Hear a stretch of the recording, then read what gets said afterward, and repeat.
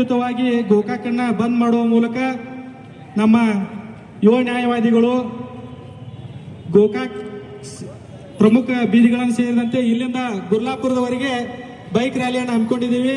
ಅದಕ್ಕೆಲ್ಲ ಯುವ ವಕೀಲರು ತಯಾರಾಗಿದ್ದರು. ಮತ್ತು ಹಿರಿಯ ವಕೀಲರು ಬೈಕ್ ಮೇಲೆ ಬರೋಕ್ಕಾಗದೇ ಇದ್ದಂಥವ್ರು ತಮ್ಮ ಕಾರ್ನಲ್ಲಿ ಆದರೂ ಬಂದು ನೀವು ನಮಗೆ ಮಾರ್ಗದರ್ಶನ ಮಾಡ್ಬೇಕಂತ ನಾವೆಲ್ಲರೂ ಕೇಳ್ಕೊತಾ ಇದ್ದೀವಿ.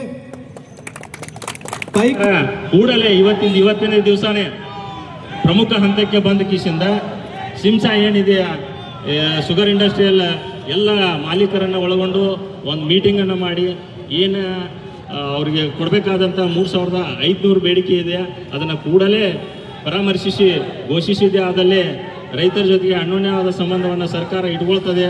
ಇಲ್ಲ ಅಂತಂದರೆ ಸರ್ಕಾರ ಮತ್ತು ರಾಜ್ಯದಲ್ಲಿ ಭಾಳಷ್ಟಂತ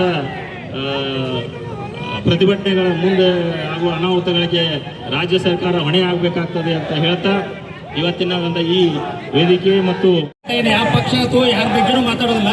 ಆದ್ರೆ ಒಂದು ಇಲ್ಲಿ ಹೇಳಕ್ ಇಷ್ಟಪಡ್ತೀವಿ, ಪ್ರತಿಯೊಂದು ಬೆಲೆ ನಾಳೆ ಮುಂಜಾನೆ ಏರ್ತೈತೆ ಅಂತೇಳಿ ಇವತ್ತು ತಿಳಿಸಕ ನಿಮ್ಮೆಲ್ಲರಿಗೂ ತಿಳಿತೈತಿ. ಆದ್ರೆ ಈ ರೈತರ ಒಂದು ಕಬ್ಬಿನ ಬೆಲೆಯನ್ನು ಯಾಕೆ ನೀವು ಅವ್ರು ಬೇಡಿದ ಅವ್ರ ಯೋಗ್ಯಕ್ಕೆ ತಕ್ಕಂತೆ ಯಾಕೆ ಕೊಡ್ತಾ ಇಲ್ಲ? ಮೊದಲಿಗೆ ನೀವು ಮಾತಿಗೆ ನಾವು ಹಿಂದಿನಿಂದ ಅದನ್ನ ಬಂದಿವಿ. ಸೆಂಟ್ರಲ್ ಗೌರ್ಮೆಂಟ್ ಹೇಳ್ತು, ರಾಜ್ಯ ಸರ್ಕಾರ ಹೇಳ್ತು, ಇದು ಯಾವುದು ಬೇಕಾಗಿಲ್ಲ. ಈ ನಮ್ಮ ರೈತ ಸಂಘದ ಜನ ಏನು ಸ್ಟ್ರೈಕ್ ಮಾಡ್ತಾ ಇದ್ದಾರೆ, ರೈತರು ತಮ್ಮ ಗೊಬ್ಬರ ಹಿಂದೆ ಯಾವ ರೇಟ್ ಇತ್ತು, ಈಗ ಯಾವ ರೇಟ್ ಬಂದೈತಿ, ಅದಕ್ಕೆ ಅವ್ರಿಗೆ ಏನು ಕೊಡಬೇಕು?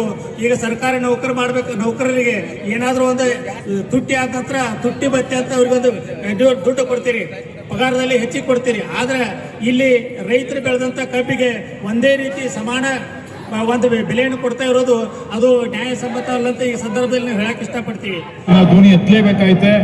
ಏನು ಇಲ್ಲಿ ಕಬ್ಬಿನ ರೇಟ್ನ 3500 ಕೊಡಲೇಬೇಕು ಅಂತ ಆಗ್ರಹ ಮಾಡಿ 9 ದಿನದ ಹೋರಾಟ ನಡೆಸ್ತಿದ್ದಾರೆ. ನಾವೆಲ್ಲ ಕೈ ಜೋಡಿಸದ ಈ ಗೋಕಾಕ್ಗೆ ಬಂದ್ ಕರೆ ಕೊಟ್ಟಿದ್ದೀರಿ. ನೀವೆಲ್ಲರೂ ನಿಮ್ಗೆಲ್ಲರೂ ಒಳ್ಳೇದಾಗ್ಲಿ. ಇದೇ ರೀತಿ ಒಗ್ಗಟ್ಟಾಗಿ ಹೋರಾಟ ಮಾಡೋದ್ರ ಮೂಲಕ ನಮ್ಮ ಹಕ್ಕುಗಳನ್ನ ಪಡ್ಕೊಳ್ಳೋದ ಅಂತೇಳಿ ನನ್ನ ಮಾತು ಮುಗಿಸ್ತೀನಿ. ನಮಸ್ಕಾರ ಎಲ್ಲರೂ. ನಿಗದಿ ಆಗುವ ಮುಖಾಂತರ ಇವತ್ತು ರೈತರ ಹೋರಾಟಕ್ಕೆ ಜಯ ಸಿಗಲಿ. ಬಹುಶಃ ರೈತರ ಹೋರಾಟಕ್ಕೆ ಜಯ ಸಿಕ್ಕರೆ ಮುಂದೊಂದು ಹೊಸ ಅಧ್ಯಾಯ ಪ್ರಾರಂಭ ಆಗಿತ್ತು ಅನ್ನುವಂಥ ಮಾತನ್ನು ಹೇಳಿ ನೀವೆಲ್ಲರೂ ಹೋರಾಟಕ್ಕೆ ಮುಂದುವರೆಸಲಿ ಅನ್ನುವಂಥ ಮಾತನ್ನು ಹೇಳಿ ನಿಮ್ಮೆಲ್ಲರಿಗೂ ಧನ್ಯವಾದ ಸಲ್ಲಿಸಿ ನನ್ನ ಮಾತನ್ನು ಮುಗಿಸ್ತೀನಿ.